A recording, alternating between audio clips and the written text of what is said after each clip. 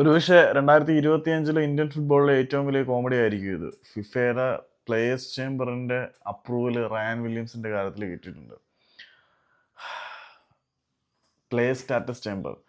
സംഭവം എന്താണെന്ന് വെച്ച് കഴിഞ്ഞാൽ ഒരു രാജ്യത്തിന് വേണ്ടി കളിച്ചിരുന്ന ഒരു രാജ്യത്തിന്റെ ഫുട്ബോൾ അസോസിയേഷൻ മെമ്പർ ആയിരുന്നിട്ട് ആ രാജ്യത്തിന് വേണ്ടി നാഷണൽ ലെവൽ റെപ്രസെന്റ് ചെയ്ത ഒരു രാജ്യം മറ്റൊരു രാജ്യത്തിന് വേണ്ടി ഇറങ്ങാൻ തയ്യാറാവുന്ന സമയത്ത് ആ ഒരു നീക്കത്തിന് ഫിഫയുടെ നേതൃത്വത്തിലാണല്ലോ അന്താരാഷ്ട്ര മത്സരങ്ങൾ സംഘടിപ്പിക്കുന്നത്. അപ്പം ഫിഫയ്ക്ക് ഇത്തരത്തിലുള്ള ഒരു മാറ്റത്തിന് അപ്രൂവൽ കൊടുക്കേണ്ട ഒരു സംഗതിയുണ്ട്. നേരത്തെ ഓസ്ട്രേലിയൻ നാഷണൽ ടീമിനെ റെപ്രസെന്റ് ചെയ്തുകൊണ്ട് കളിച്ച ഇന്ത്യൻ വംശജനായിട്ടുള്ള റയാൻ വില്യംസ് ഇന്ത്യൻ നാഷണൽ ടീമിന് വേണ്ടി കളിക്കാൻ വേണ്ടിയിട്ട് ഓസ്ട്രേലിയൻ പൗരത്വം ഉപേക്ഷിച്ച് ഇന്ത്യൻ പാസ്പോർട്ട് സ്വീകരിച്ച് ഇന്ത്യൻ നാഷണൽ ടീം ക്യാമ്പിൽ വരികയും ഒരു സൗഹൃദ സന്നാഹ മത്സരത്തിൽ അൺഒഫീഷ്യൽ മത്സരത്തിൽ പങ്കെടുക്കുകയും ഗോൾ അടിക്കുകയൊക്കെ ചെയ്തത് നിങ്ങൾ എല്ലാവരും അറിഞ്ഞിട്ടുണ്ടല്ലോ.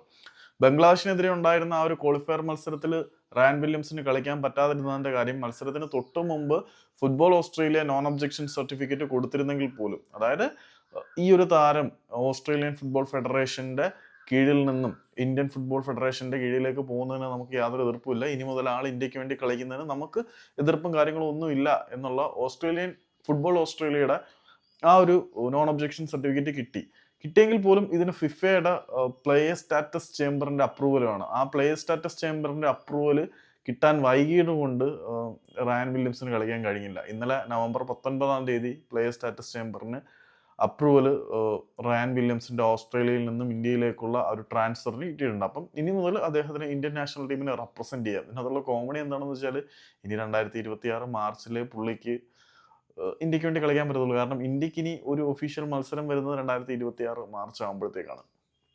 അപ്പോൾ പറഞ്ഞു വരുന്നത്, റയാൻ വില്യംസ് 2025 തന്നെ ഓസ്ട്രേലിയ വിട്ട് ഇന്ത്യൻ നാഷണൽ ടീമിൽ കളിക്കാൻ തയ്യാറായെങ്കിലും പുള്ളിക്ക് കളിക്കണമെങ്കിൽ 2026 ആവും.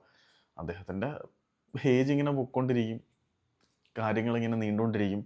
ഇതാണ് നിലവിലെ ഇന്ത്യൻ ഫുട്ബോളിൻ്റെ ഒരു അവസ്ഥ.